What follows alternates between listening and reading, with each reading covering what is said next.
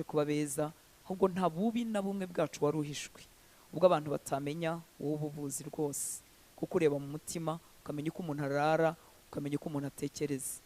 Turakwingize ngo dukize by'ukuri, uduhe imitima ikuzi, duhe imitima itishuka, duhe imitima itibeshya, duhe imitima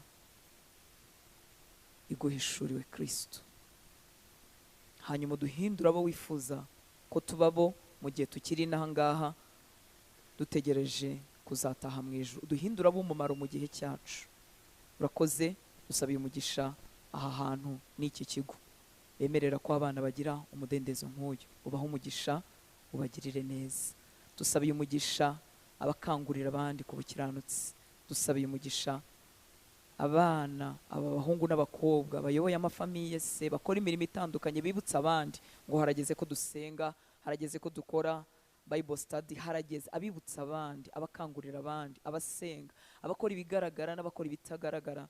Tubasabiye umugisha wawe no gukomezwa, uri wo kwizerwa, ku buryo iyo utangiye umurimo nta kabuza urawusohoza. Tubasabiye inyota itazashira bavuye muri kaminuza, bazagumana inyota yawe bageze hanze mu buzima, babonye akazi, batinze kukabona, bahiriwe cyangwa isi ivuga ko batahiriwe, bazagumana inyota y'ibyawe. Uzabakoreshe mwami muri iyi myaka iri imbere, bakoreshe muri none, bakoreshe ejo hazaza mu mbaraga, ubageze kure cyane y'aho twageze. Icyubahiro cyawe n'ubwiza bwawe bibariho, imbaraga zawe zibuzuye, ubakoresha mu b'igihe cyabo nyaguhora ku ngoma, byose biberewe kuguhesha icyubahiro. Urakoze kuri uwo kwizerwa.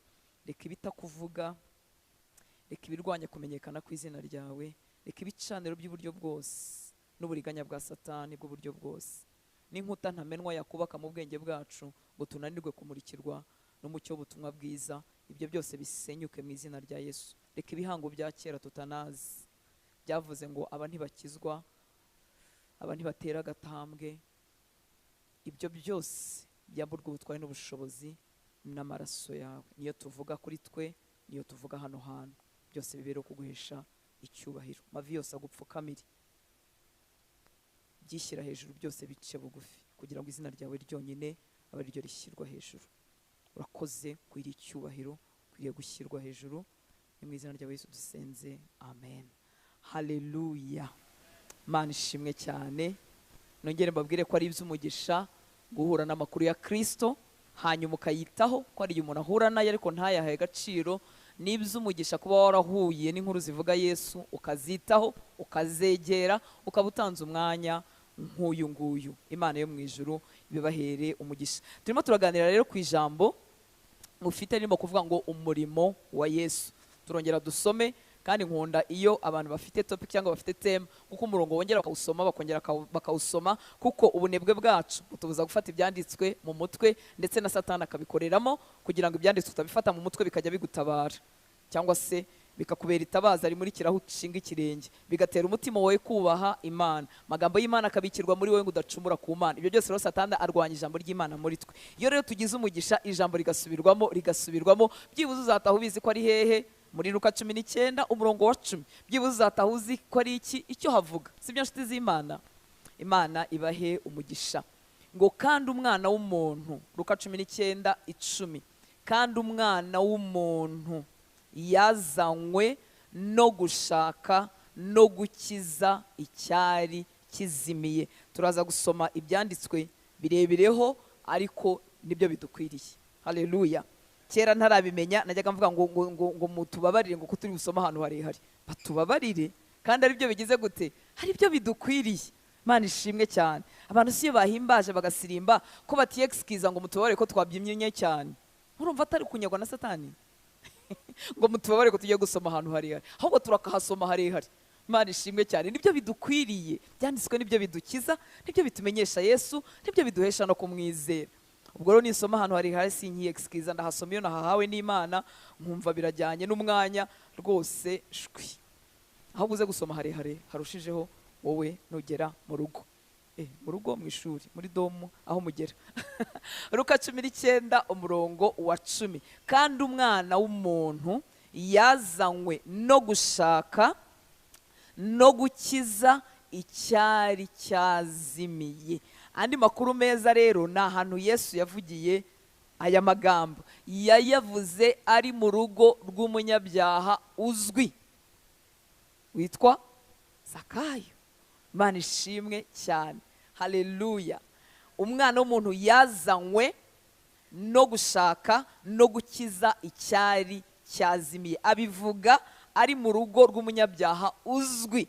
Hanyuma abatari bazi ikigero cy'imbabazi za Yesu, abatari bazi icyamuzanye, ngo barimo bajujura. Urabona ahantu Yesu yabaga ari, habaga ari iteraniro rinini wenda nk'uku cyangwa kurutaho ntago mbizi. Hari abantu barimo kujujura, barimo bibaza ati ariko se ubu ngubu agiye mu nzu y'umunyabyaha gukora iki?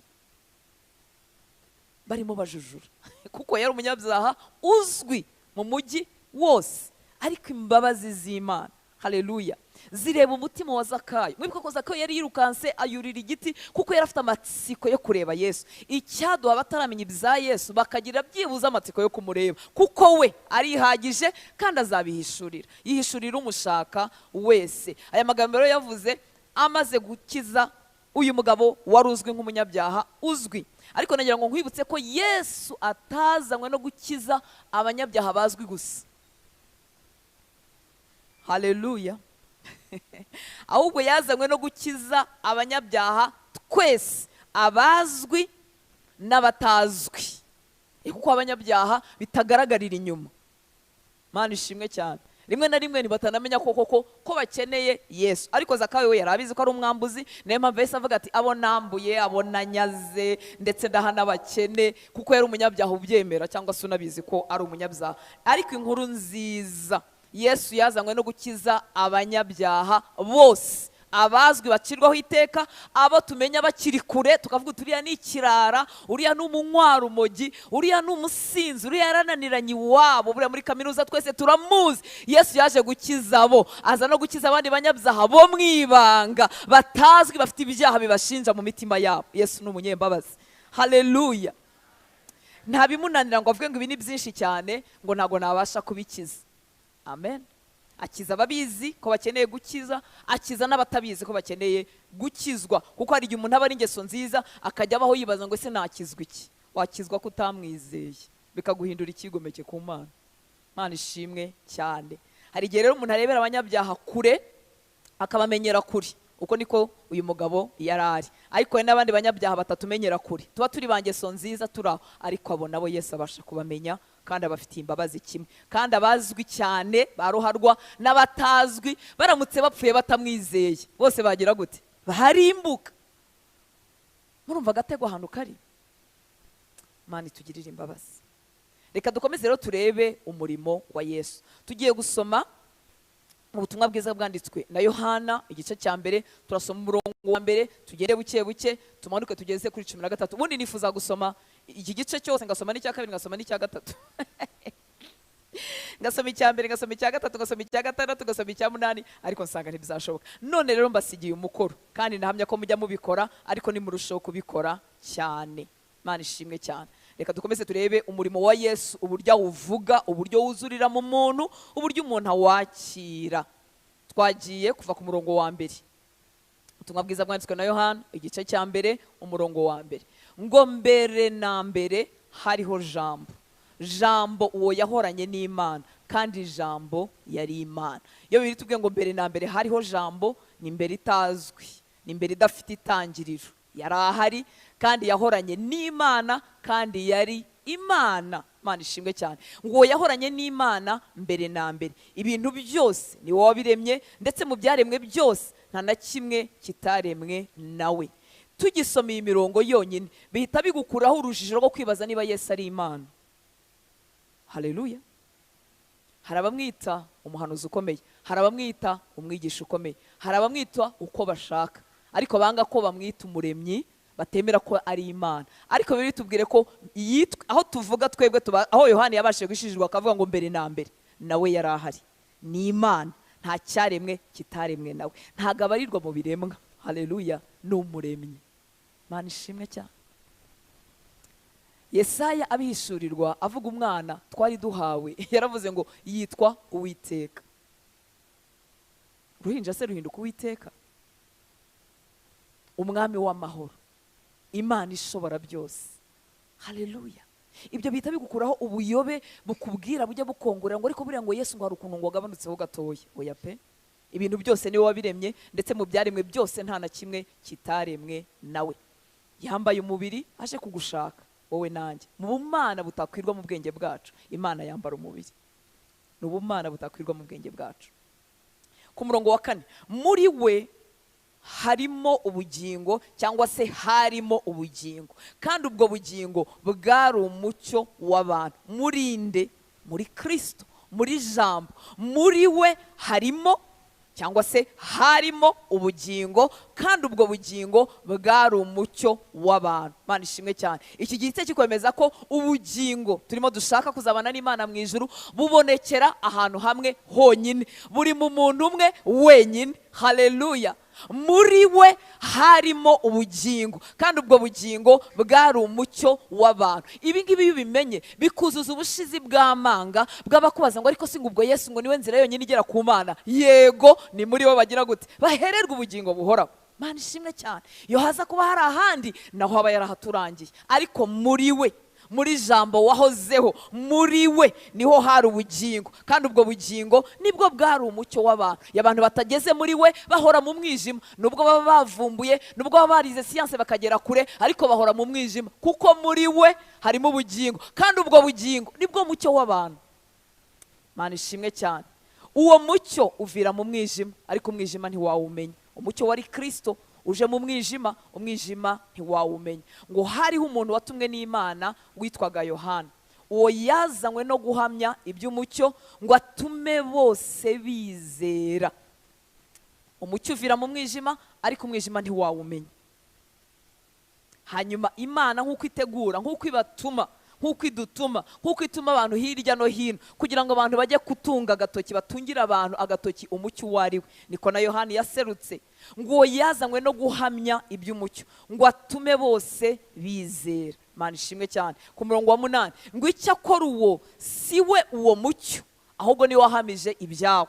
Hari igihe twashutswe twibwira ko ari twebwe mucyo w'abantu, tukibwira ngo tudahagaze ngo tuvuge ngo abantu ntibakizwa. Bavuga. Haleluya.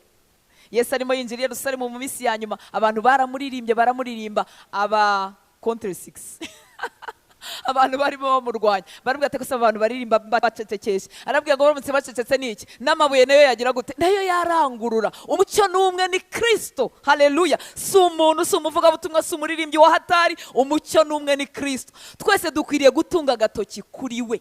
Mana ishimwe cyane. Niwo murimo Yesu yaduhaye, si kugira ngo abantu baturebe batwemere, kuko ntiwabasha gukiza. Niyo wapfa ugatanga amaraso yawe ntibyakiza. Mana ishimwe cyane. Yohana rero yarabizi ngo icyakora uwo si we uwo mucyo, ahubwo niwe wahamije ibyawo. Nta muntu twabasha kumurikira, icyakora twatungira abantu agatoki bakareba umucyo nyakuri. Haleluya.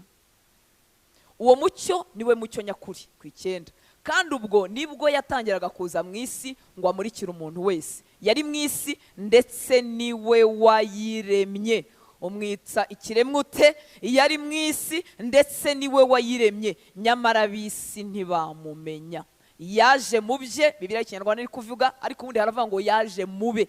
Yaje mu bye, ariko abe ntibamwemera. Mu Cyongereza haravuga ngo he came to his own, and his own did not receive him. Yaje mube, ariko abe ntibagira gute, ntibamwemera. Icyakora bamwemeye bose bakizera izina rye, yabahaye ubushobozi bwo kuba abana b'Imana. Haleluya. Uyu murongo abantu benshi bawuzi mu mutwe, kandi dukwiriye no kuwufata mu mutwe, ariko dukwiriye kuwemera ukava mu mutwe ukagera mu mutima, ugadutera kumwizera. Ngo icyakora abamwemeye bose, bose ni bose, bakizera izina rye, yabahaye ubushobozi bwo kuba abana b'Imana. Imana ishimwe ko ubushobozi bwo kuba abana b'Imana bwahindutse ubwacu tumwizeye. Haleluya. Twaramwizeye, twizera icyo yakoze ku musaraba, biduhesha kuba abana b'Imana. Ngo abo ntibabyawe n'amaraso cyangwa n'ubushake bw'umubiri cyangwa n'ubushake bw'umugabo, ahubwo babyawe n'Imana. Niyo mpamvu ushobora gusanga mu bantu bavukana mu nyama n'amaraso babyawe na se umwe na nyina umwe, bamwe barahindutse abana b'Imana, abandi ari abana ba kanaka, kuko ntibiva ku kubyarwa k'umugore n'umugabo. Muranyumva nshuti z'Imana? Ni nayo mpamvu nubwo wagira umubyeyi mwiza gute, wubaha Imana gute, ntago yaguhindura umwuzukuru w'Imana. Yakubyaye mu mubiri, ariko mu mwuka tubyarwa n'Imana. Haleluya! Tubiheshejwe nuko twizeye icyo Yesu yakoze ku musaraba. Data yabihinduye ibyoroshye kugira ngo bitagira umuntu bisiga, ariko bihindutse ibyoroshye cyane bidutera kurushaho kubisuzugura. Ngo Imana ntigeze ihitamo gukirisha abantu bayizera ubwenge bw'iyisi. Ubwenge bw'isi buravuna, ubu kwiga ntibibavuna. Ngaho za syllabus zitarangira, ngaho bya bindi babaha amawaka atarangira, ngaho za deadline zitarangira, ngaho ibintu byinshi bivunanye. Ariko Imana ntiyahisemo gukirisha abantu ubwenge bw'isi, kugira ngo ejo wabuze amahirwe yo kujya muri kaminuza atazavuga ati ngewe nuko ntagiyeyo. Muranyumvira nshuti z'Imana? Kugira ngo utazi gusoma no kwandika atavuga ati none se ko byari byanditse gusa. Ashyiraho n'abavuga, ashyiraho n'abarangurura, kugira ngo amatwi y'umutswa nabyumva, amatwi y'umuhanga cyane nabyumva, amatwi y'ukomeye cyane nabyumva, amatwi y'uworoheje cyane, amatwi y'uwavutse iwabo batabishaka kuko bitava ku kubyarwa, amatwi y'uwavutse nabi bamucunaguza bamubwira ati iyo uba umuhungu cyangwa ukaba umukobwa cyangwa waje tutaguteganyije, amatwi y'uwavutse agasanga ababyeyi barapfuye arimo ararerwa ateraga, kugira ngo amatwi yose niyumviye inkuru nziza akayizera azahabwa ubushobozi bwo kuba umwana w'Imana. Data bihindura ibyoroshye gutyo kugira ngo hatazagira uwo bicika nshuti z'Imana. Ariko kuko dukunda ibintu bigoye tukumva birasa nk'ibiciritse cyane. Nkunda kuvuga iyi nkuru kandi mba numva bijyanye. Inzoka zariye ubwoko bwa Isiraheli bari mu rugendo, bitotombeye Imana na Mose, hanyuma inzoka ziraza zirabarya. Kira kigerano ndagikunda. Haleluya! Inzoka zibariye zirabarya, ubumara bukaze cyane, uwo bariya wiriya gapfa. Imana irangije ha Mose igisubizo, iramubwira ngo cura inzoka y'umuringa uyimarike ku giti. Byose byashushanyaga Kristo. Ngo uyimarike ku giti, ngo hanyuma ubabwire ngo mwumve ukuntu byoroshye. Ubatubwiye ngo turebe hari umuntu byabananira, ariko wari umuntu wahita avuga ati ndeba yikize. Oh mwana w'umuntu we!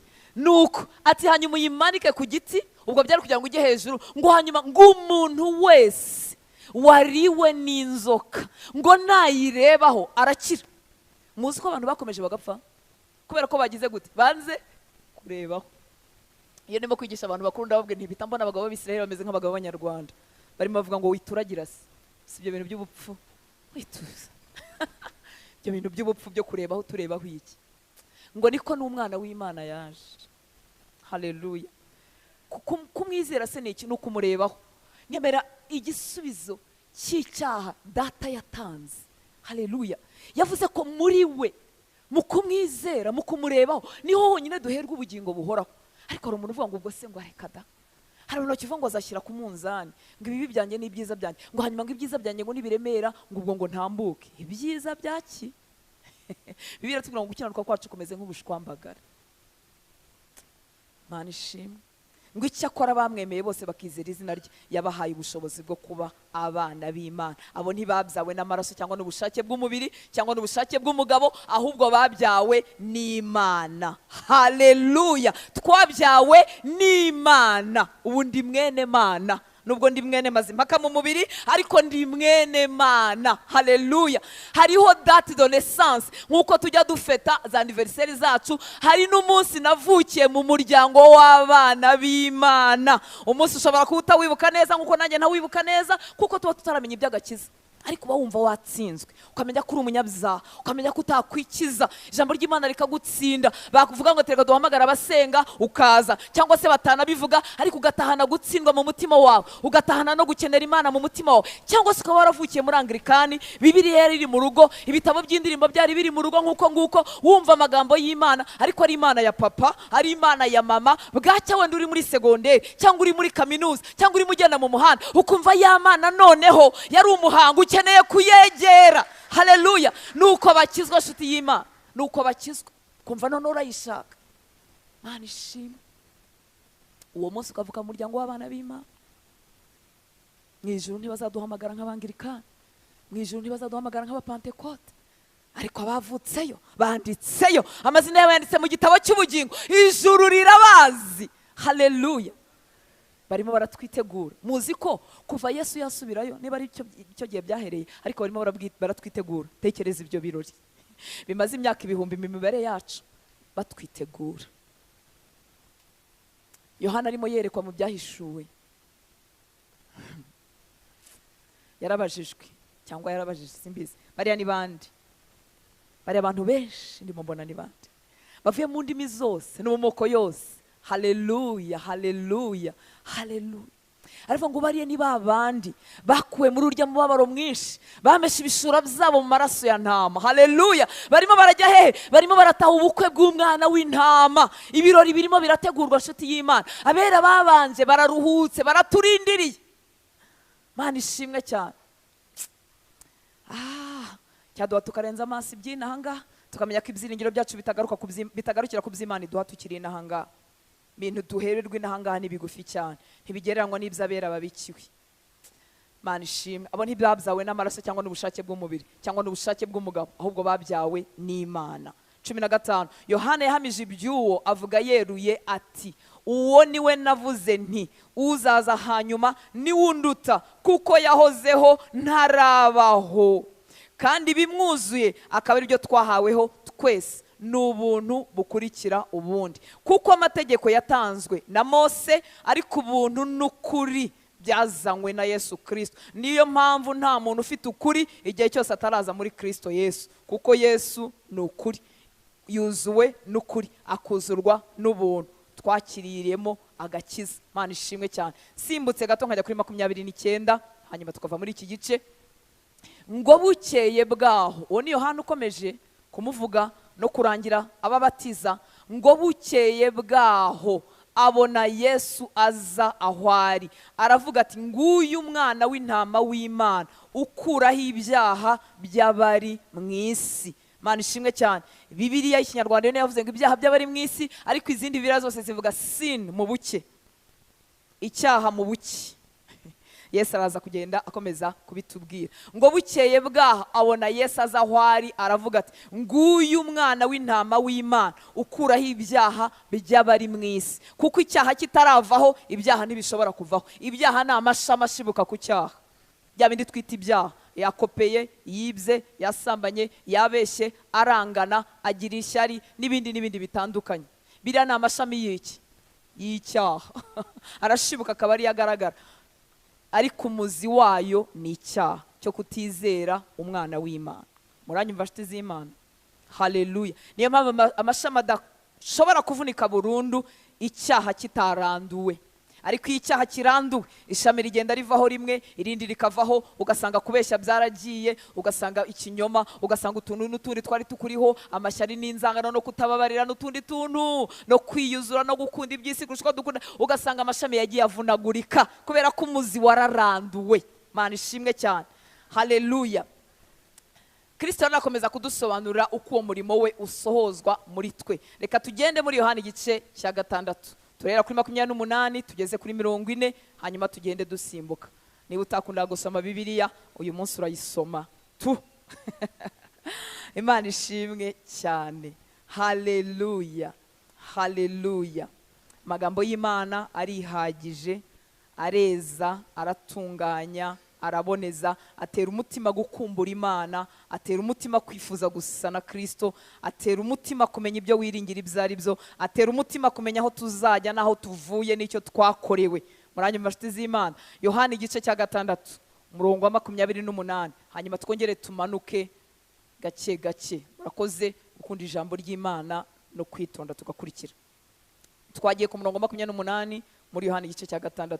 Baramubaza bati, tugire dute ngo dukore imirimo y'Imana? Bantu mwe, imirimo y'Imana abantu bayigirira ishyaka. Namwe niko mubibona? Iyi mirimo y'Imana ntijibura abantu bayikora. Ntabwo ushobora muri korali baraboneka, muri protokole baraboneka, mu ivugabutumwa bakaboneka, mu kujya gufasha abashonje bakaboneka, mu kwambika abakene bakaboneka. Imirimo y'Imana kugira abantu benshi bayitabira. ariko ko igira umumaro iyo iteretse ku murimo w'ukuri wo Yesu yakoze. Iyo bitabaye ibyo kuhinduka imirimo igirira abantu umumaro ariko itazagirira nyirayo umumaro.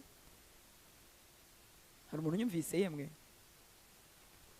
Baramubaza bati tugire dute ngo dukore imirimo y'Imana? Nabo bari bafite ishyaka ry'ibyiza. Arabasubiza ati ariko Yesu, nanjye vuga ngo ariko Yesu nzaguhobera niduhura. Ariko Yesu ni mwiza, ntiyigeze adusiga mu rujijo nshuti z'Imana, kugira ngo ejo tutazaruhira ubusa, ejo tutazibeshya, ejo tutazabyitiranya. Dore noneho mwami w'abami, muri ibi bihe by'amashusho n'amafoto no kwifotoza, abantu baba bakuzi, abantu baba bakwishimiye, abantu baba bazaguhobera, inzozi zacu zigahinduka izo kuzashyira akarimbo kamwe kuri YouTube, kuzakubita kandi kuri TikTok. TikTok akwirwaho indirimbo cyangwa abo twatuntu duto gusa. Inzozi zacu zikazaba izo ngizo zo kuzabishyira hariya, zo kuzagira amaministry manini cyane, yakoze ibintu binini cyane, inzozi zacu zikaba izo ngizo. Ariko Yesu atugarura ku cy'ukuri inshuti z'Imana. Haleluya. Ngo arabasubiza ati umurimo w'Imana nguyu nuko mwizera uwo yatumye. Umurimo w'Imana nguyu nuko mwizera uwo yatumye. Mushobora kubuzwa guterana n'amateraniro, sengero nyinshi zimwe na zimwe, nakoreka mvuge ngo zimwe na zimwe zirafunze, izindi zirafunguye, ibyo byose byabuzwa. Ariko umurimo w'Imana nguyu nta muntu wawukubuza. Haleluya. Nta muntu wakwambura umurimo w'Imana. Kuwizereramo no kumenyesha abandi nta muntu wabikwambura. Kwicarana n'umuntu umwe ukamubwira umurimo Imana yakoze mu mutima wawe, nawe ugakoreka muwe. Kuko Yesu amaze kutwunga n'Imana yaduhaye umurimo umwe rukumbi, natwe guhinduka abunga, abahuza, natwe tugahuza abantu n'Imana. Niwo murimo umwe rukumbi dufite. Buryo uririmba cyangwa ubwiriza cyangwa ukora isuku cyangwa protocol, icyo wakora icyo ari cyo cyose, cyangwa utanga amafaranga, dufite umurimo umwe rukumbi wo guhuza abantu n'Imana, kuko nawe Kristo yaduhuje n'Imana. Haleluya. Ntawawukubuza rero. Arabasubiza ati umurimo w'Imana nguyu nuko mwizera uwo yatumye. Baramubaza bati urakora kimenyetso ki ngo tubirebe tukwizere? Icyo wakora ni iki? Ibintu ababwiye bameze nk'abatabyumvise. Mwabibonye? Kuko iyo babyumva nibyo bari gutindaho. Ariko iburyo umuntu ahise akubaza ikibazo atinze ku gisubizo warumuhaye, igisubizo umuhaye nta kintu kiba kimubwiye. Nuko tujya duhomba iby'ingenzi. Aramubaza ati umurimo w'Imana, arabasubiza ati umurimo w'Imana nguyu nuko mwizera uwo yatumye. Icyo kibazo ntago bagiye kukigarukaho, bagiye guhita bakomeza urugendo. Ngo baramubaza bati urakora kimenyetso ki ngo tubirebe tukwizere? Icyo wakora ni iki? Batanya no kumuratira ibindi bigaragara. Basogokuruza bacu bariraga manu mu butayu, nk'uko byanditswe ngo yabahaye kurya umutsima uvuye mu ijuru. Umva mbabwira inshuti z'Imana, kwizera Kristo by'ukuri, tukizera wa murimo Yesu yakoze, ntago tubiheshwa n'imirimo y'ibimenyetso. Umuntu Yesu ashobora kumukiza indwara, ntibimuheshe kwizera Yesu umukiza icyaha. Haleluya. Umuntu Yesu ashobora kumuha kubyara, umuntu Yesu ashobora kumukura mu bukene akaturengera, ariko umuntu ntakire icyaha. Kwizera icyo Yesu yakoze ku musaraba, kwizera uwo Yohana yaturangiraga ngo nguriye umwana w'intama ukuraho icyaha cy'abari mu isi. Haleluya. Umurimo wabyo wararangiye, Yesu yarawukoze ku musaraba. Ibi bimenyetso bashakaga rero ni kwa kugirirwa neza twese dushaka, kandi koko turabyifuza, kandi biranadukwiriye. Haleluya. Ariko uyu murimo wo kugirirwa neza ntutera umunyabyaha gukizwa. Amen. Basogokuruza bacu bariraga mu butayu, wowe urakora kimenyetso cy'iki twemeze ngo tukirebe tukwizere? Kumwizera kuduhesha kwakira umurimo wa Yesu ntikuva mu bimenyetso bitandukanye by'ineza agirira abantu. Haleluya. 32 ngo Yesu arababwira ati, reka ngaruke inyuma gatoya, kereka iyo ibyo bimenyetso by'ineza biteye umuntu gutekereza ku Mana. Haleluya. Bikamutera kwibaza icyo yaciwe n'ubuntu yagiriwe, hanyuma akagaruka kuri Yesu, yamutindaho. Haleluya. Noneho agahabwa ikintu nyamukuru cyazanye Yesu. Urabyibuka ijambo twasomye? Haleluya. Haleluya. Umwana w'umuntu yazanywe no gushaka no gukiza icyagize gute? Haleluya. Yazanywe no gushaka no gukiza icyazimiye. Uwo murimo utarakora, ibindi byose biba bituzuye. Kuko umuntu ashobora kubyara agakomeza akazimira, agahirwa mu kazi agakomeza akazimira, yaba akirangiza kaminuza akabona akazi keza iwabo batigeze bakora agakomeza akazimira, akagira impano akaba yarangurura n'ijwi tukumirwa, akamenya kuvuga se amagambo menshi, ariko akaba yakomeza akazimira. Ntibiva mu bimenyetso n'iby'ineza y'Imana twakore, kereka ibimenyetso by'ineza biduteye guhindukirira icyo Yesu yakoze ku musaraba. Imana itugirire ubuntu. 32 ngo Yesu arababwira ati, ni ikiganiro gikomeje, yumvise ibyo bavuze, arakomeje nawe arimo arabajyana ku kuri. Ngo Yesu arababwira ati, ni ukuri ndababwira yuko Mose atari wabahaye umutsima uvuye mu ijuru, ahubwo ni Data ubaha umutsima w'ukuri uvuye mu ijuru. Twari kuri 32. Yesu arababwira ati, ni ukuri ndababwira yuko Mose atari wo wabahaye umutsima uvuye mu ijuru, ahubwo ni Data ubaha umutsima w'ukuri uvuye mu ijuru. Kuko umutsima w'Imana arumanuka uva mu ijuru ugahaba ari mu isi ubugingo. Haleluya. Muri make umutsima umara inzara y'inda si wowe ukuri. Mana ishimwe cyane.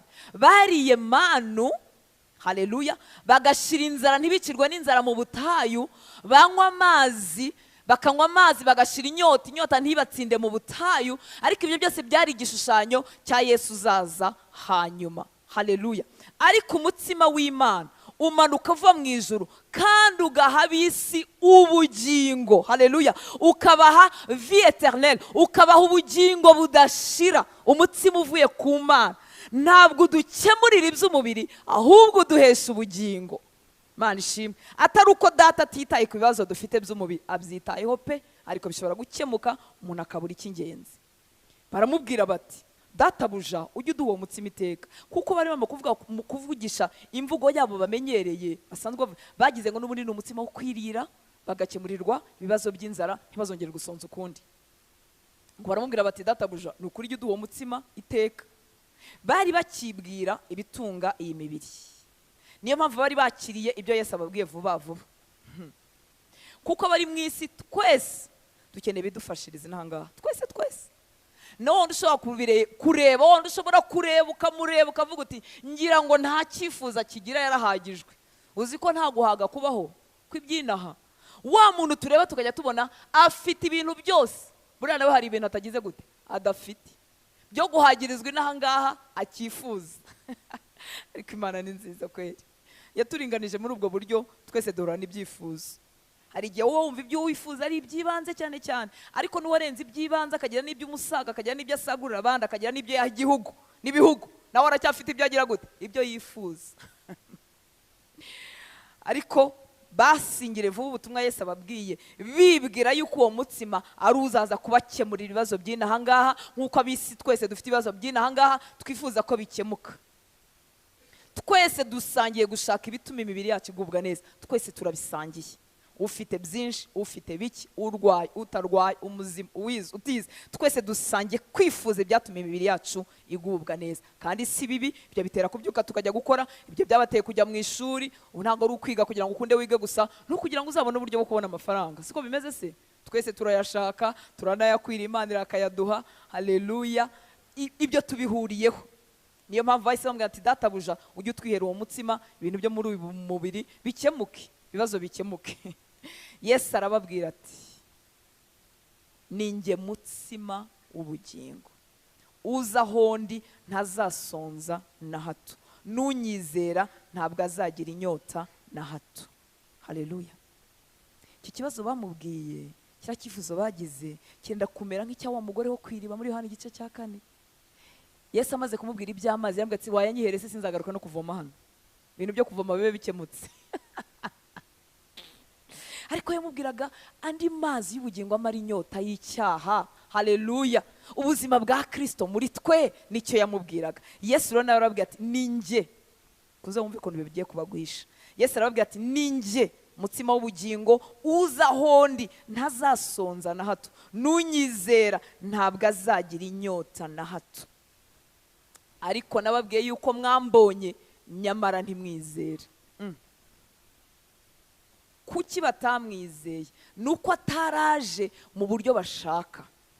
Yagomba kuza ari umwami ufite icyubahiro kingana n'icya Dawidi cyangwa se kikiruta, uje kubakiza ingoma y'Abaroma, uze kubakura mu buretwa, uze kubakura mu bintu bibagoye. Hanyuma ataje atyo banga kumwizera. Niyo mpamvu ubutumwa butubwira kumarirwa ibibazo byo mu isi bwitabirwa n'abakena benshi, n'abakena benshi. Kuko twese mwibuka ko duhuje icyifuzo cyo kumarirwa ibibazo byo mu isi. Ariko iyo ari ayo makuru twahawe, tuba twahawe ibintu bituzuye. Imana itugirira imbabazi, kuko muribuka icyazanye umwana w'Imana no gushaka no gukiza icyazimiye. Ntabwo yaraje kuduhagiriza mu mitsima y'inaha ngaha, ntabwo yaraje kutumara ibibazo byazanywe n'icyaha, kuko bizahoraho kugeza igihe tuzacungurirwa rwose tugakurwa muri presence y'icyaha. Nababwiye yuko mwambonye nyamara ntimwizera. Ninjye mutsima w'ubugingo, uza aho ndi ntazasonza na hato, nunyizera ntabwo azagira inyota na hato. Ariko ababwiye ko ari we ntibabyizera, kuko byaje muri ambaraje cyangwa muri envelope itandukanye n'ibyo bari biteze.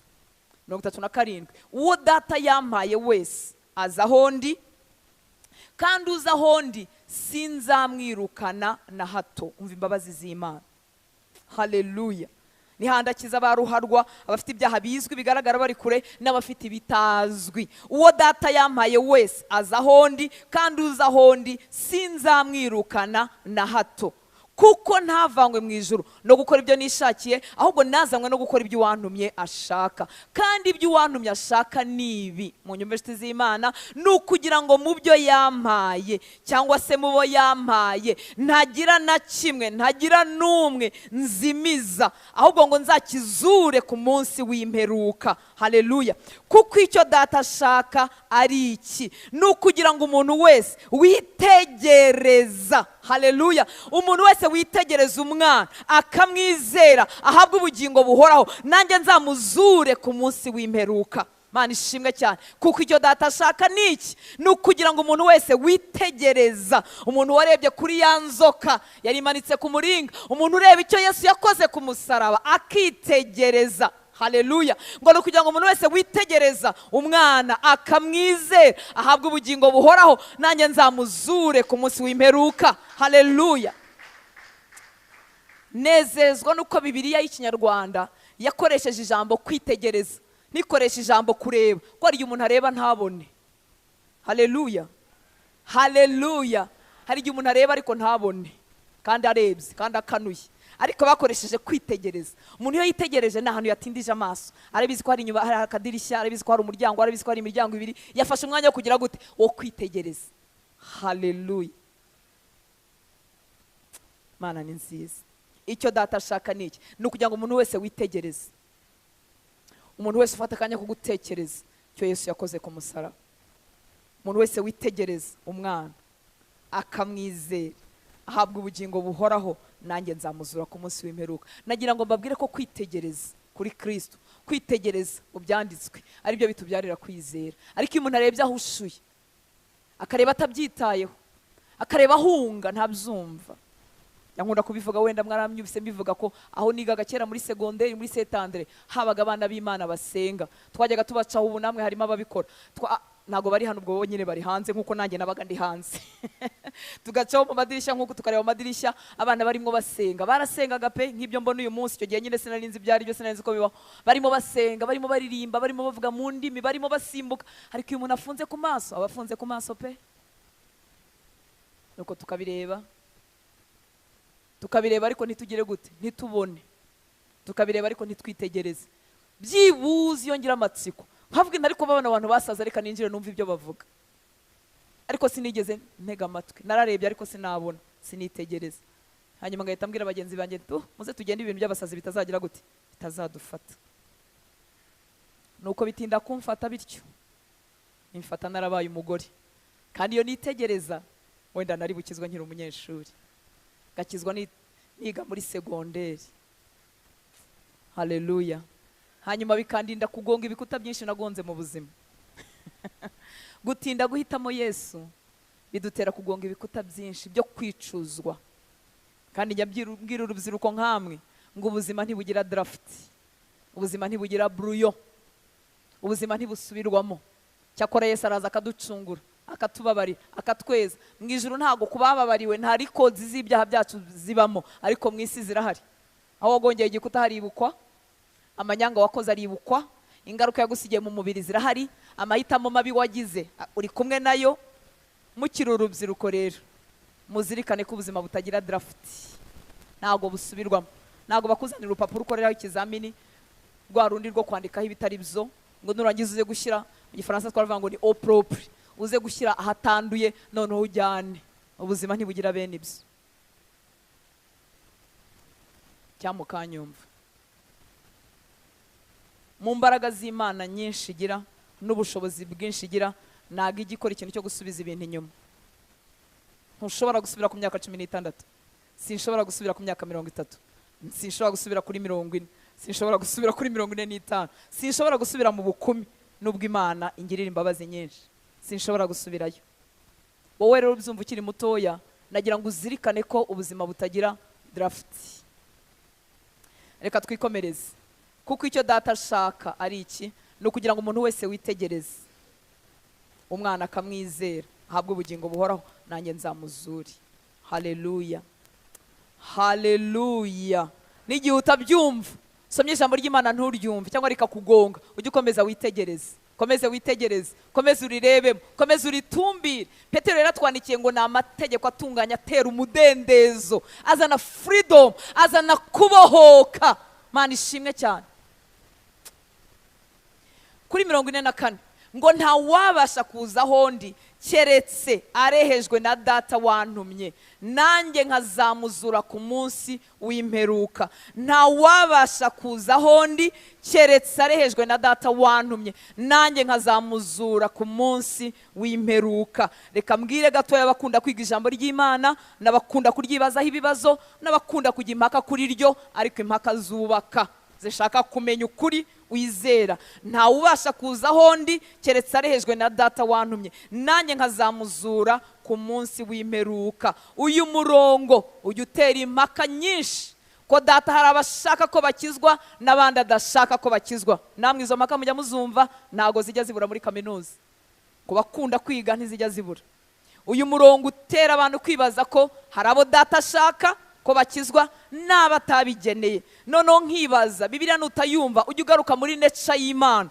Nihagira umurongo ukugonga, ujye ugaruka muri kamere y'Imana, wibaza urukundo rw'Imana, wibaza Imana y'umucamanza utabera. Niba hari abo yageneye kurimbuka, izabacira urubanza gute kandi ari bo yabageneye kurimbuka?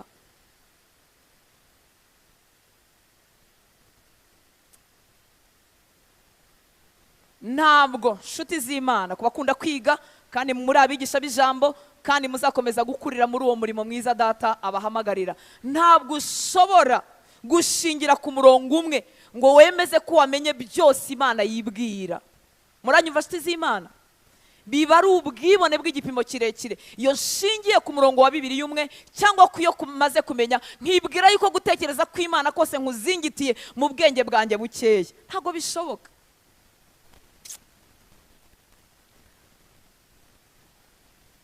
Mu rwandiko rwa mbere, reka dusimbukire gatoya, mu rwandiko rwa mbere rwa Timoteyo igice cya 2 umurongo wa mbere tugeze ku murongo wa 4. Reka dusimbukire kugira ngo tugire icyo dusigarana ahangaha. Urwandiko rwa mbere rwa Timoteyo igice cya 2 umurongo wa mbere kugeza ku murongo wa 4. Ngo irya mbere rya byose ndaguhugurira kwingingira abantu bamwe na bamwe, abantu bose, no kubasengera, no kubasabira, no kubashimira, ariko cyane cyane abami n'abatware bose, kugira ngo duhore mu mahoro tutabona ibyago, twubaha Imana kandi twitonda rwose. Niyo mpamvu abasenga bo mu mashuri muba mukwiye gusengera ubuyobozi bw'ishuri. Ngiye kubivuga ibindi ariko bitajya hanze. Haleluya. Muba mugomba kubusengera, muba mugomba gusengera abatuyobora kugira ngo tube amahoro, tugire umudendezo, dukorere Imana tuguwe neza.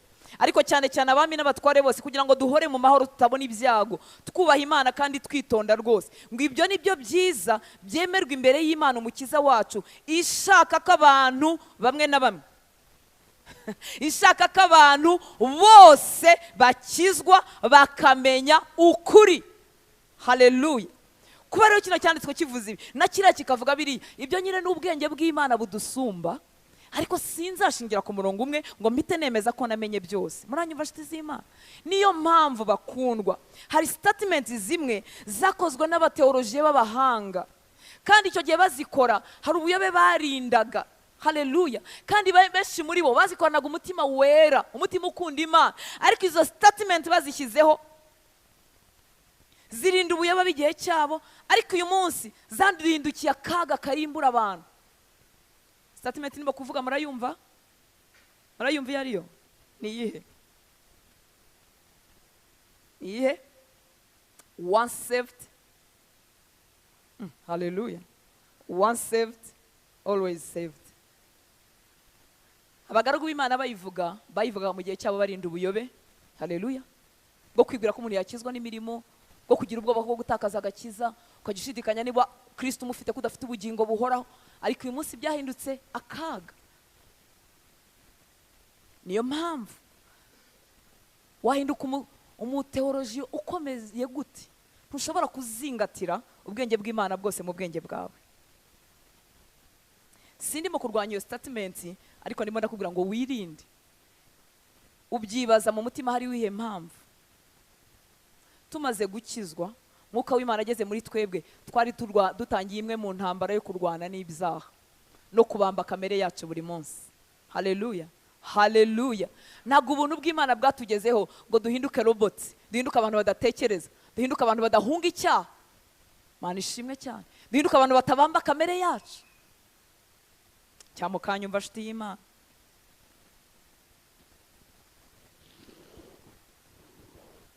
Ngo ibyanditswe, twagarutse aho twari turi. Haleluya. Tugeze ku murongo wa 45. Ntundambirwe, hano hano ni kure humura, ntabwo ejo nzagaruka. Haleluya. Haleluya. Reka tugendane, tugeze ku murongo wa 45. Hahandi muri Yohana aho twari turi. Ngo byanditswe mu byahanuwe ngo bose bazigishwa n'Imana. Byanditswe mu byahanuwe ngo bose bazigishwa n'Imana. Ariko umva aka kantu gakurikiraho, umuntu wese wumvise ibya data akagira gute? Akabyiga nkuko mwaje kwiga. Muranyumva nshuti z'Imana? Haleluya. Umuntu wese wumvise ibya data akabyiga aza ahondi, kuko yarabyumvise abitindamo, arabyitegereza. Imana ishimwe, bimutera kugana Yesu. Amen. Turacyari kumwe? Yohana 6:45. Byanditswe mu byahanuwe ngo bose bazigishwa n'Imana. Ni bose. Muri make, iyo twumvise ijambo ry'Imana, iyo twumvise indirimbo ifite ubutumwa buzima, buri kintu cyose kiza kidupointingira kuri data, kuri Kristo, kidutungira agatoki. Burya Imana ibirimo iturembuza, burya Imana ibirimo itwigisha. Haleluya. Hanyuma ngo umuntu wabyumvise, umuntu wese wumvise ibya data, hanyuma akabyitegereza, akabyiga, agasa nk'ubitinzemo, bizamutera kumurehereza gusanga Yesu. Mana ishimwe cyane. Aza hondi, akabyiga, akabyitaho mu yandi magambo, azaza hondi. 49. Basekuruza wanyu bariraga manu mu butayu, nyamara barapfuye. Uyu arimo arivuga kuri 50. Uyu ni wo mutsima umanuka uva mu ijuru, kugira ngo umuntu urya ye gupfa. Haleluya. Ngo ninjye mutsima kuri 51. Ninjye mutsima wavuye mu ijuru. Umuntu naryo uwo mutsima azabaho iteka ryose. Kandi umutsima nzatanga kubw'abari mu isi, kugira ngo babone ubugingo n'umubiri wanjye. Bitangiye kubihira amatwi y'Abayuda babyumvaga. Ibintu byo kurya umubiri we bitangiye kugenda bibabihira. Barimo barumva asa nk'arimo gutuka Imana, arimo arablasfema, barimo barumva bitashoboka. Ariko Yesu ibyo avuga arabizi, kandi ababyizera barahirwa. Haleluya.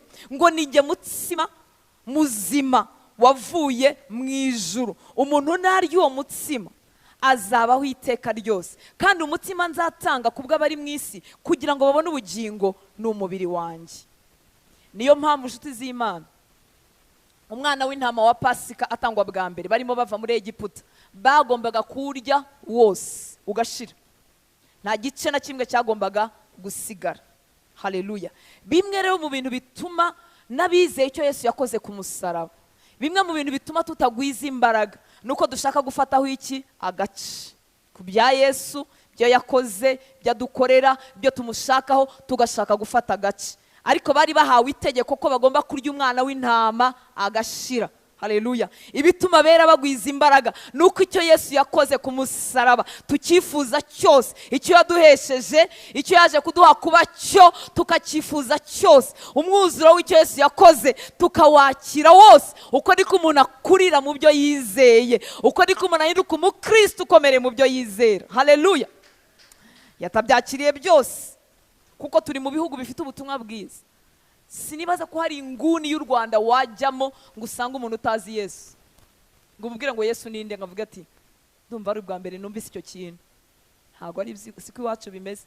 Ariko kubera kutakira, kutarya umwana w'intama wuzuye, nubwo bamenye iryo zina, benshi ntiryabakijije. Bafasheho ukiza indwara, bafasheho ko ari abakoroni bamuzanye, bafasheho buri muntu icyo ashaka, buri muntu icyo ashaka. Umwana w'intama wa Pasika yagombaga kuribwa wose kugira ngo umwuzuro w'agakiza tuwusingire, uhinduke uwacu. Cyama Mwuka Wera akabikumvisha neza. Bimwe mu bituma abitorero tutagwiza imbaraga z'ibyo twizera ni ukumurya igice, tugafata bimwe tukareka ibindi. Bimwe mu bitubyarira amacakubiri atagira umumaro ni ukwita ku bidafite umumaro, kandi nyamara kenshi gifite umumaro tuba tugihuriyeho. Reka twumve umugaragu w'Imana Pawulo uko yabivuze, cyangwa uko yifuje kwakira ibya Yesu byose kugira ngo nawe bigusige mu inyota. Urwandiko yandikiye itorero ry'i Filipi, igice cya 3. Reka mpere ku murongo wa 7 tugeze ku murongo wa 14. Ndahamya ko abakunzi ba Bibiliya muhazi, handyohera cyane. Aba Filipi 3:7 kugeza kuri 14. Urwandiko Pawulo yandikiye itorero ry'i Filipi, igice cya 3:7 kugeza kuri 14. Haleluya. Ngo nyamara ibyarindamu yanjye nabitekereje ko ari igihombo ku bwa Kristo, ndetse n'ibintu byose mbitekereza ko ari igihombo kubw'ubutunzi butagira akagero, ari bwo kumenya Kristo Yesu.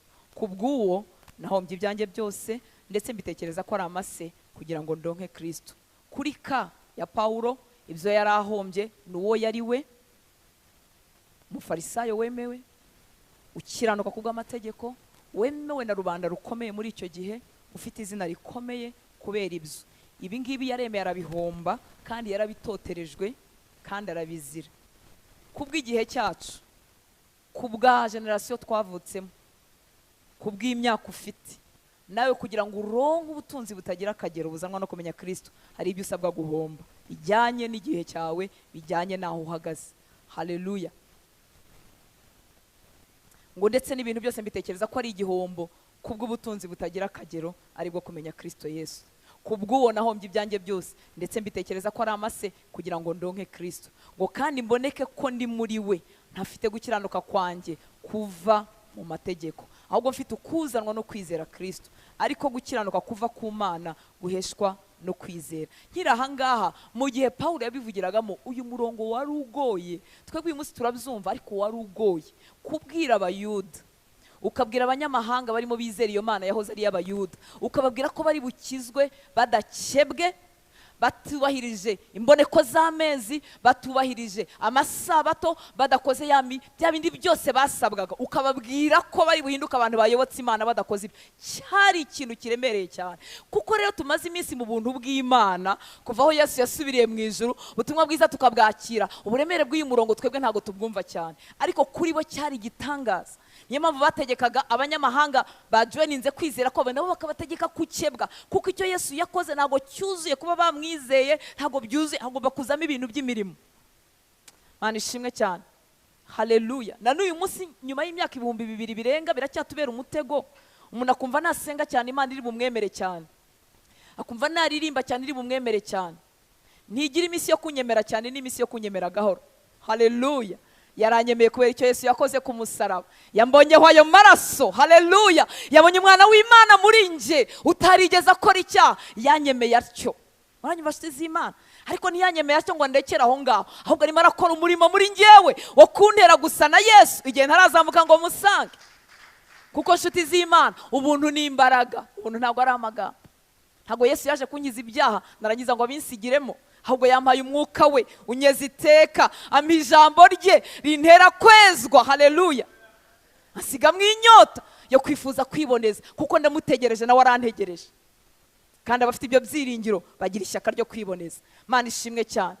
Arakomeje rero umugaragu w'Imana ku murongo wa 9 ngo kandi mboneke ko ndi muri we ntafite gukiranuka kwanjye kuva mu mategeko, ahubwo mfite ukuzanwa no kwizera Kristo, ariko gukiranuka kuva ku Mana guheshwa no kwizera. Ibi nabivuze kugira ngo twumve background y'amagambo, ariko aho ndashaka kugana ni hepfo.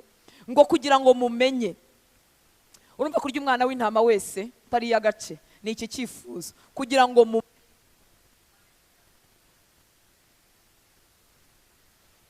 kugira ngo mumenye.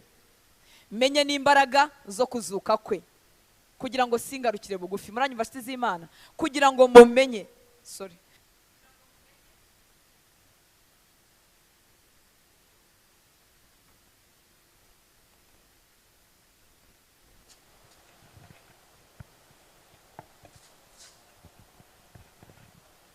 Murakoze. Kugira ngo akundi ngi kucyo atari bampaye mberera. Ngo kugira ngo mumenye, menye n'imbaraga zo kuzuka kwe. Mukurikire ndabinginze. Ngo kugira ngo mumenye, menye n'imbaraga zo kuzuka kwe. Mwumve nahakurikiyeho, mwumve bakundwa mu mwami bagenzi banjye, dufatanyije urugendo rujya mu ijuru, nubwo muri abana mbyaye, ariko dufatanyije urugendo rujya mu ijuru. Turifuza kurya umwana w'intama wese hatagize agace na kamwe gasigara, kugira ngo umwuzuro w'icyo yakoze ku musaraba wuzurire muri twebwe tukiri inaha ngaha dutegereje kuzamusanga. Turi inaha ngaha dusohoza iby'imbaraga yashyize muri twebwe, turi inaha ngaha dusohoza icyo turimo tuhamara mu gihe tutarahava.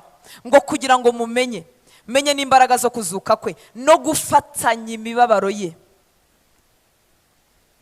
no kujya nshushanywa no gupfa kwe. Haleluya. Ngo ahari ngere ku muzuko w'abapfuye, singire na kimwe mu byo Yesu yamfatiye ntafataho, ntakiraho, ntasingiraho, kuko byose bimfitiye umumaro.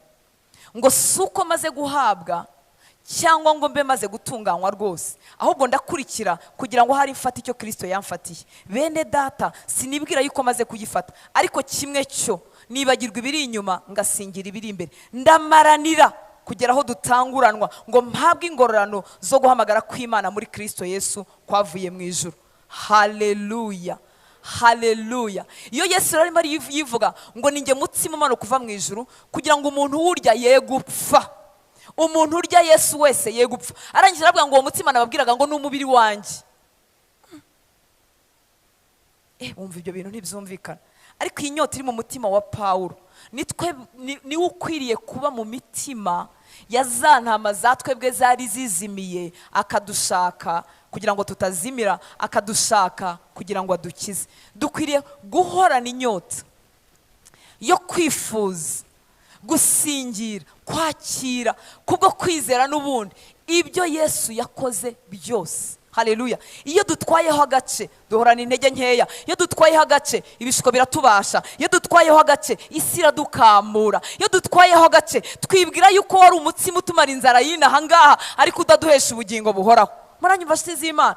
Ariko iyi nyota ari mu mutima wa Pawulo ni inyota ikwiriye kuba mu mitima yacu. Yari amaze kumumenya, yari amaze kumuhishurirwa, yari amaze gukoreshwa n'Imana ibitangaza byinshi kugeza aho bamukomezagaho umushwari bakagenda abarwayi bagakira, ariko yari afite inyota yo kumumenya. Haleluya. Yari afite inyota yo kurya umwana w'intama wuzuye adatwayeho agace. Imana ishimwe cyane. Aravuga ngo kugira ngo mumenye, menye n'imbaraga zo kuzuka kwe no gufatanya imibabaro ye no kujya ashushanywa no gupfa kwe. Muri make singarukire bugufi bakundwa, ngo ahari ngere ku muzuko w'abapfuye, suko maze guhabwa cyangwa ngo mbe maze gutunganywa rwose, ariko ndakurikira kugira ngo ahari mfate icyo Kristo yamfatiye.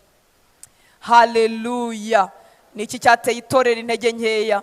Guhora n'ibibazo bitari ngombwa nuko tutarimo kwakira umwana w'intama wese. reka tugende mu Baroma igice cya 5 niho ngiye kurangiriza kubw'ubuntu bw'Imana. Naho si hagufi. Abakunzi ba Bibiliya, haleluya. Abakunda kwiga ijambo ry'Imana, haleluya. Abatabikunda, haleluya. Wihangane kandi uterwemo inyota yo kubikunda. Urwandiko Pawulo yandikiye itorero ry'i Roma igice cya 5. Wenda Imana y'imbabazi yakoresha nyine uko turimo kugenda ku murongo nawe ikabigusigamo ukajya wiga ijambo ry'Imana ku giti cyawe. Nongere nkwibutse wowe wagize amahirwe yo kwiga ukaba uri mu minuza, ukwiriye kumenya kurusha umukecuru uri mu cyaro udafite amahirwe yo kumenya gusoma. Ategereza umusomera, ategereza ubimubwira kugira ngo yumve ijambo ry'Imana. None wowe wakwikubita mu Cyongereza, ukagaruka mu Gifaransa, ukagaruka mu Kinyarwanda, warangiza kwera ukabigirira amatsiko makeya n'amashyushyu makeya, ukabiburira umwanya. Sirabisi kuyizirikaho ugatereka amaguru mu mazi. Ese abantu baracyashyira amaguru mu mazi? Ni ibya kera, ni iby'igihe cyacu.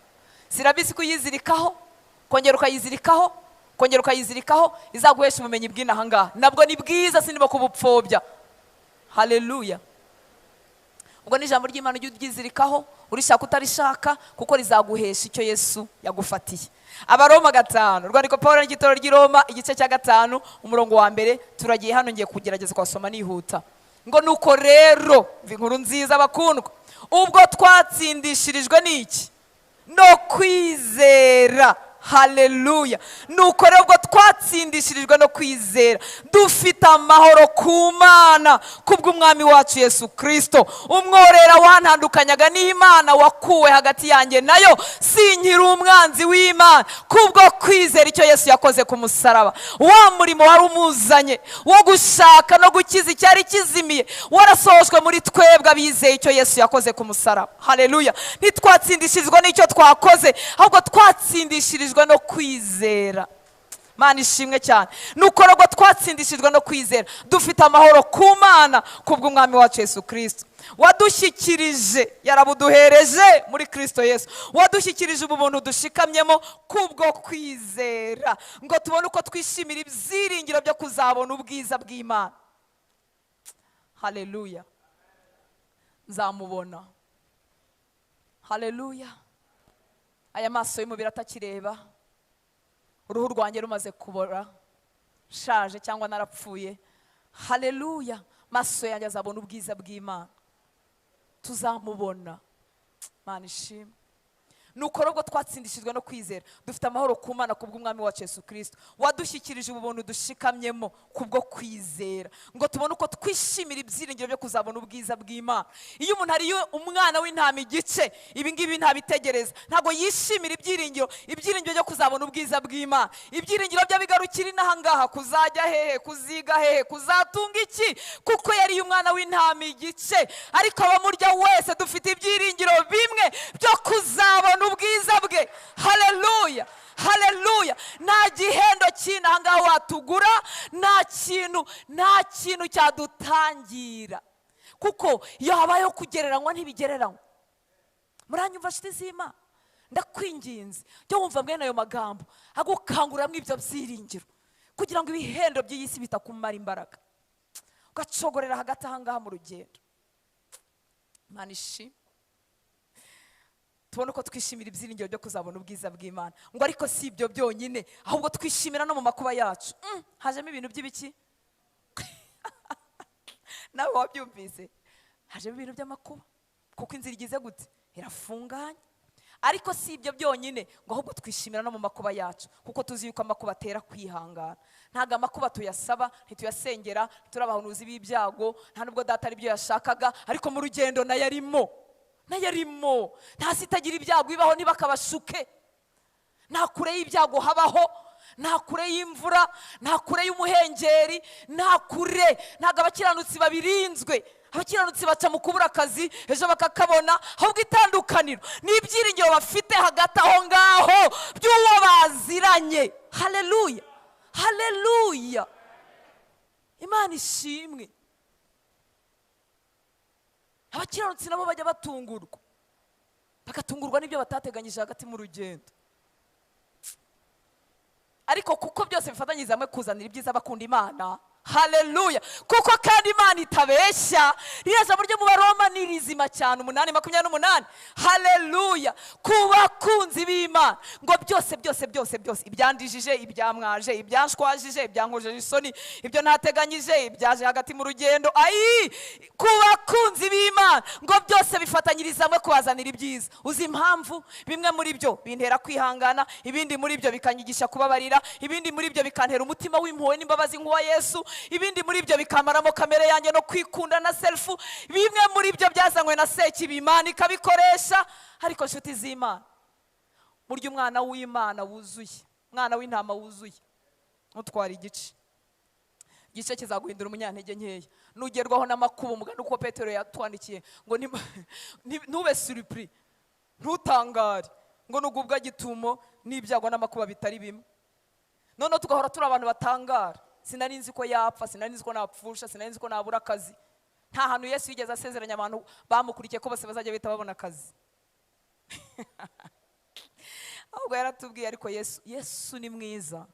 Yaratubwiye ngo mwisi mugira iki? Imibabaro.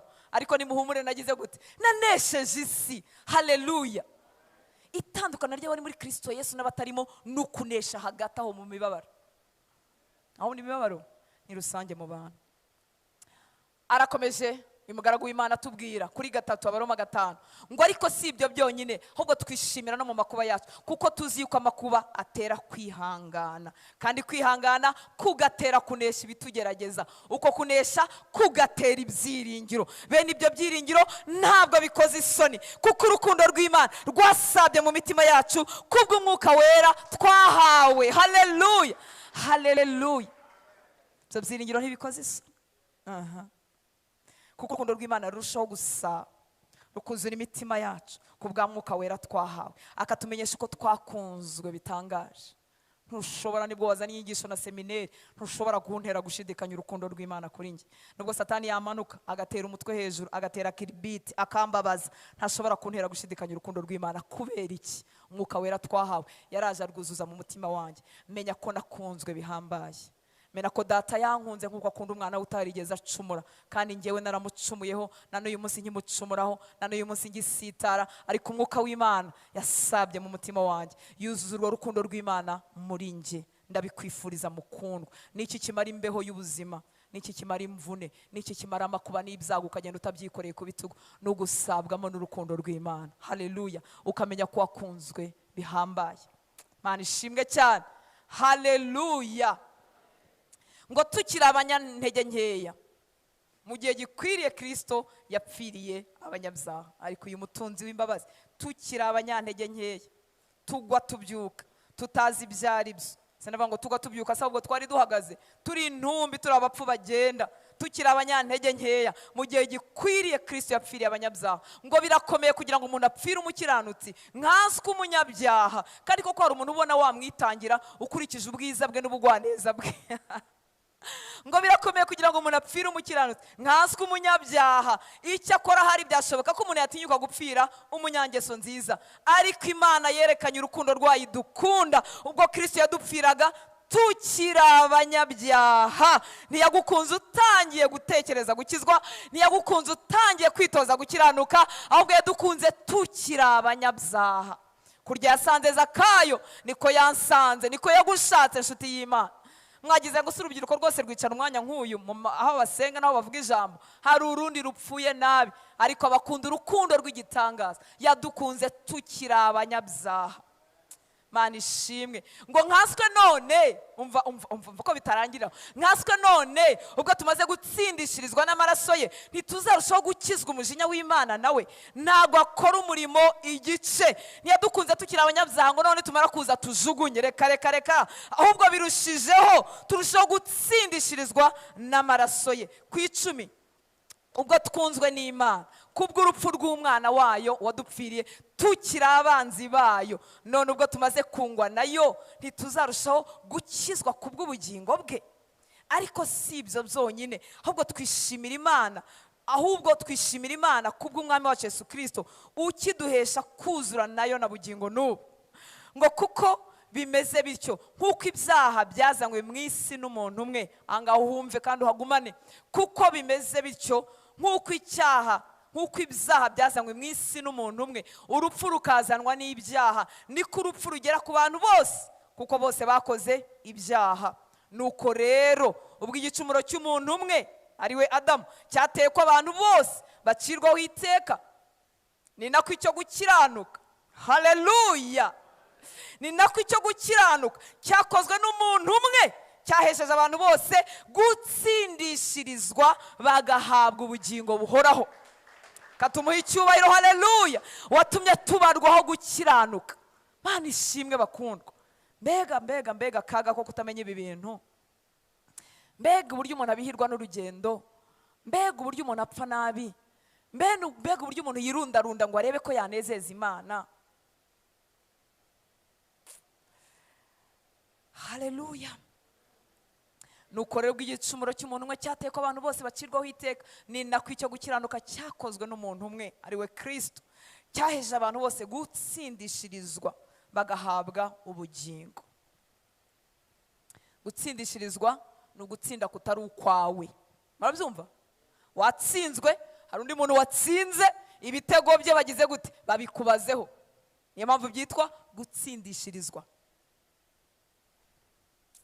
Hari igihe ikinyarwanda nacyo gitora ijambo kikaba cyararitoye, abasemuzi babiriya barakoze gutorera ijambo, abayidushyire mu kinyarwanda Imana ibaha umugisha, bagatora ijambo ryitwa gutsindishirizwa.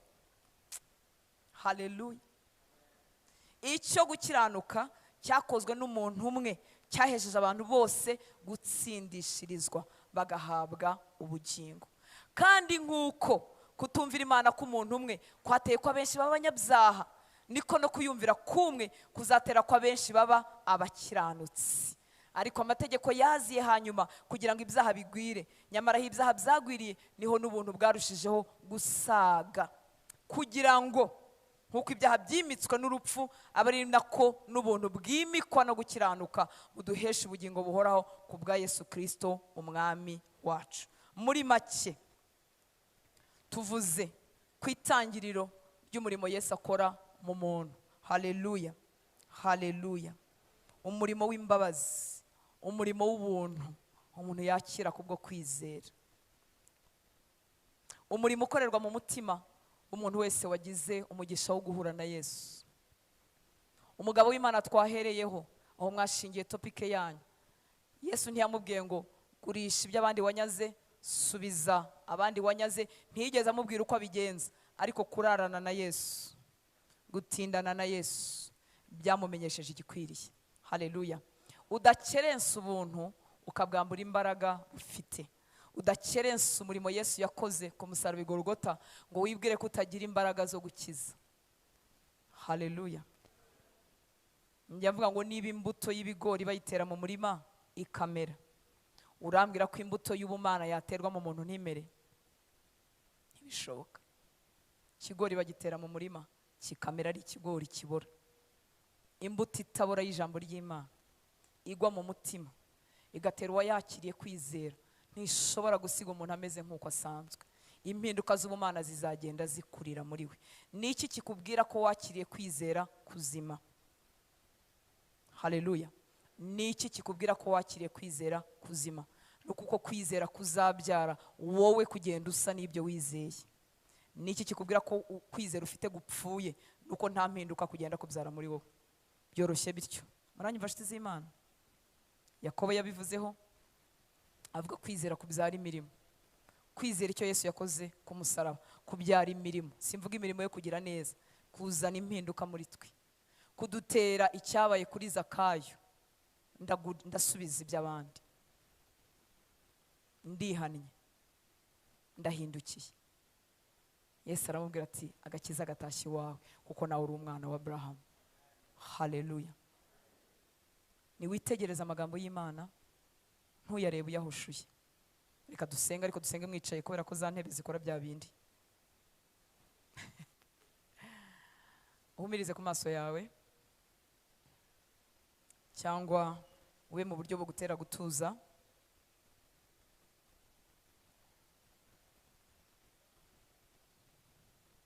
Yesu ari mu ijambo rye. Uko yari yaratumye Yohana ngo abe integuza, atungira abamwumva agatoki bamenye ko ari umwana w'intama ukuraho icyaha cy'abari mu isi. Niko amagambo y'Imana aje ku buzima bwawe atazi y'ubusa. Arakuziye kugira ngo witekerezeho, arakuziye ngo urebe ko wakwemera kwakira ubu bupfu bw'ibwirizwa ariko bukiza. Arakuziye ngo utamera nk'Abisiraheli babwiwe gutumbira inzoka y'umuringa imanitse ku giti, ariko bakanga bakurebayo, ubumara bugakomeza bukabinjira. Ubumara bwari ubw'inzoka, bishushanya icyaha twazaniwe n'umubi na Satani, ariko turebye ko icyo Yesu yakoze ku musaraba turakira. Mutima wawe ntuwunangire. Muri abanyeshuri murigana mufatanyije urugendo, ariko imbere y'intebe y'Imana twese tuzahagarara buri muntu ku giti cye. Ikindi yuza kuba uri wenyine ku isi, nabwo Yesu abaraje kugushaka uri wenyine. Yazanywe no gushaka no gukiza icyari kizimiye. Ese warabonetse? Ese amagambo y'Imana urimo urayitegereza? Ese uyahaye agaciro cyangwa urapfapfana nk'uko napfapfanaga icyo gihe niga muri segonderi? Nkagenda ntarebye, nkagenda ntitegereje, nkagenda ntateze amatwi. Tekereza ku buzima bwawe, utitaye ku cyo abantu bakuvuga. Twavuze ko yaje gukiza icyaha cy'abantu bazwi nk'abanyabyaha ba Zakayo, aburebera kure ukamenya ko ari indaya, aburebera kure ukamenya ko ari ibirara, ariko yaje no gukiza icyaha cyo mu mutima cyo kutamwizera, kutizera icyo yakoze ku musaraba i Golgotha, kidutera guhinduka ibyigomeke. Ushobora kwiyobera mu byiza, ariko iyo wiyobora utayobowe n'Imana sitiri uba ukiri icyigomeke. Umutima wawe umeze uti imbere y'Imana? Ese wakwemera kureba ku musaraba? Ese wakwemera ko uyu murimo wa Yesu wuzurira muri wowe? Mufite teme nziza, umurimo wa Yesu. Wakwemera ko icyazanye Yesu yaje ari umutsima uhesha ubugingo. Yaje ari umwana w'intama uzanywe no gutambwa apfira ibyaha byawe n'ibyanjye. Ese wakwemera ukamuha ubuzima bwawe niba utarabumuha?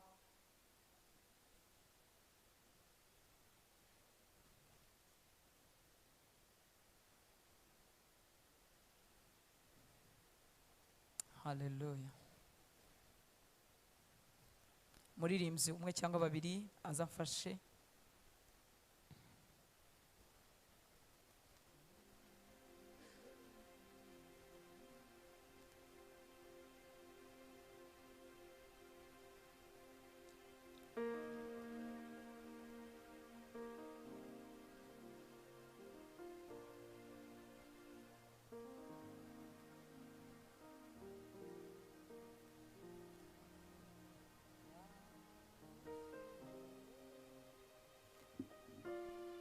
Reka kaba kanya ko gusenga, kaba kanya ko gutura imitima yacu Imana. Yesu aragukunda, akwitayeho, ntakurebera mu kivunge, ntakurebera mu mateka yawe cyangwa hajise. Yazanywe no kugushaka, yazanywe no kugukiza, kugira ngo agukize kuzazimira by'iteka.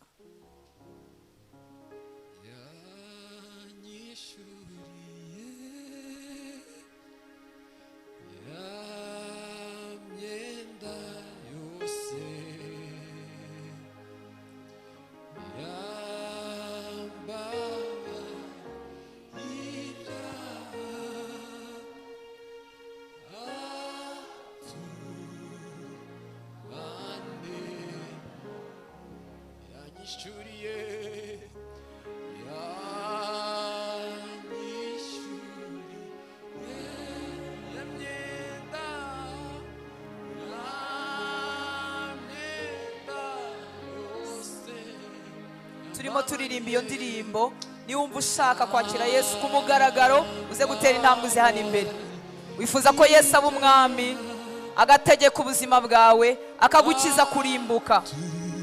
Watera intambwe ukaza hano imbere, ntabwo biteye isoni. Turagutegereje.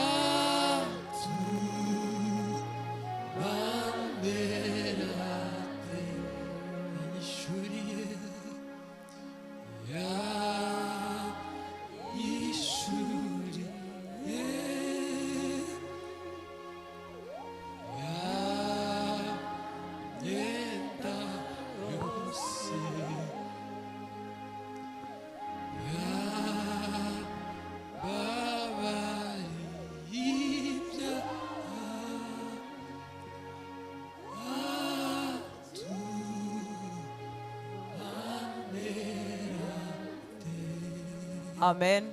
Nawe uhari ushaka kwegura Yesu ubuzima bwe, Imana ibahe umugisha. Urahari? Imana iguhe umugisha. Urahari? Wazamuriye akaboko nuko watinye kuza. Nawe undi ushaka guha Yesu ubuzima bwe,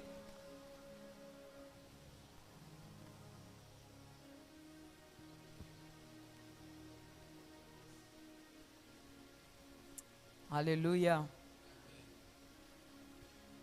Imwe mu mpamvu intera gutuma umuntu munamubwira ngo naze imbere nuko n'ubundi Imana iguhe umugisha uhagurutse n'undi yahaguruka, nuko bizagusaba gukomeza guhamya ibyo wizeye.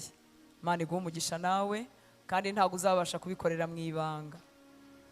Kuhamya ku mugaragaro bikubyarira imbaraga zo gukomeza urwo rugendo watangiye kubw'ubuntu bw'Imana. Imana ibahe umugisha. Nawe urifuza guha Yesu ubuzima bwawe, makuru ya Kristo urayafite, ariko ntiwariye umwana w'intama wuzuye. Wamwakiriye nk'uwakumara intimba, nk'uwakwishyurira minerivare, kandi byose turabikeneye, ariko ukeneye kumwakira nk'uwagukiza icyaha cyo kutizera. Haleluya. Imana iguhe umugisha cyo kutizera icyo wakoze ku musaraba kikagukiza ibyaha, ugakira icyaha ntuzarimbuke. Imana ibahe umugisha. Imana ibahe umugisha. Imana ibahe umugisha. Imana ibahe umugisha. Yanyishyuriye, turagutegereje nawe. Yanyenda yose,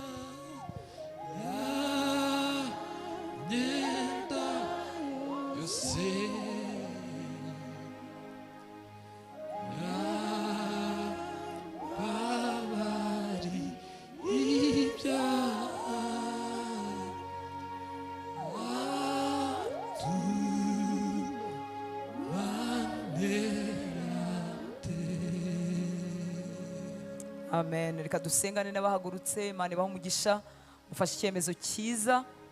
Ijambo ry'Imana ritubwira ko icyo cyemezo gitera abamarayika celebration, kibatera ibirori mu ijuru. Imana ibahe umugisha. Imana itangiye umurimo muri mwebwe izawusohoza. Urakoze nawe guhaguruka. Imana niyo kwizerwa. Uruhinja iyo ruvutse ruba rutazi uko bizagenda, igenda akizwaga sinarinzi ikibanza n'igikurikira, sinenzi uko bizagenda, ariko Imana yizerwa.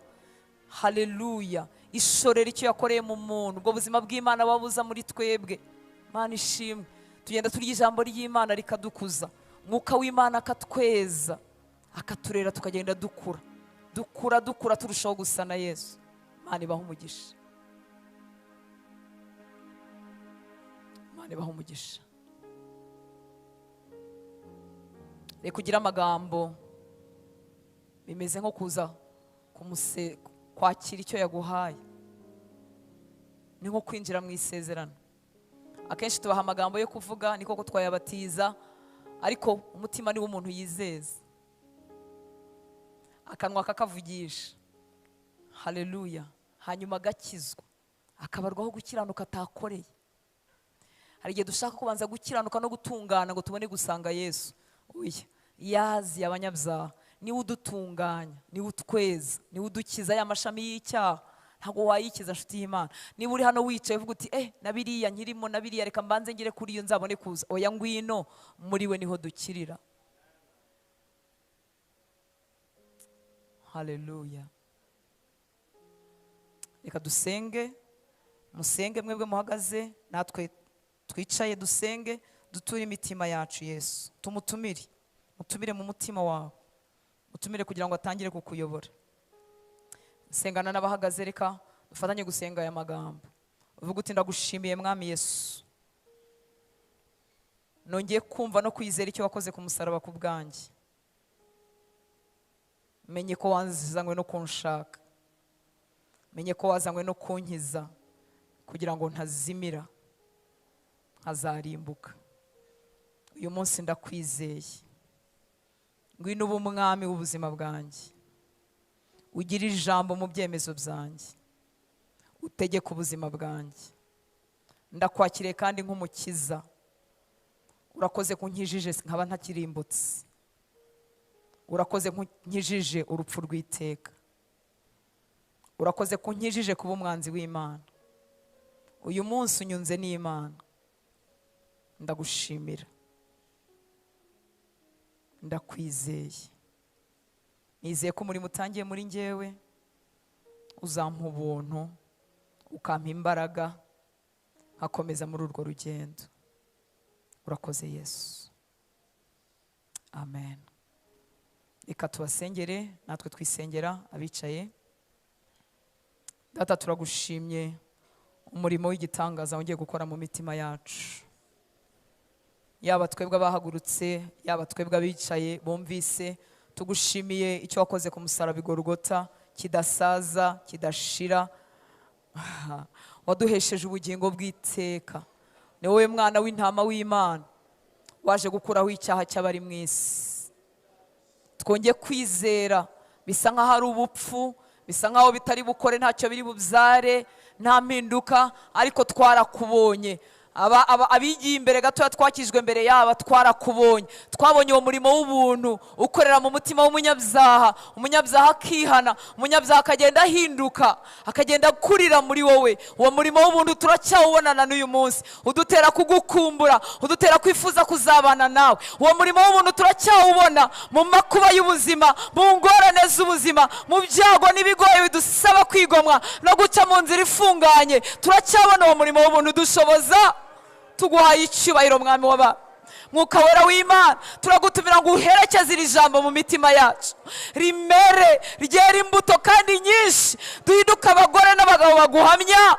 Ejo hacu hazaza tugukorere turi bato, tugukore twabaye abagore n'abagabo, tugukorere mwami, tuguhamye. Ubwo twunze n'Imana, urakoze kuduha umurimo wo kuzakunga n'abantu batarakumenya.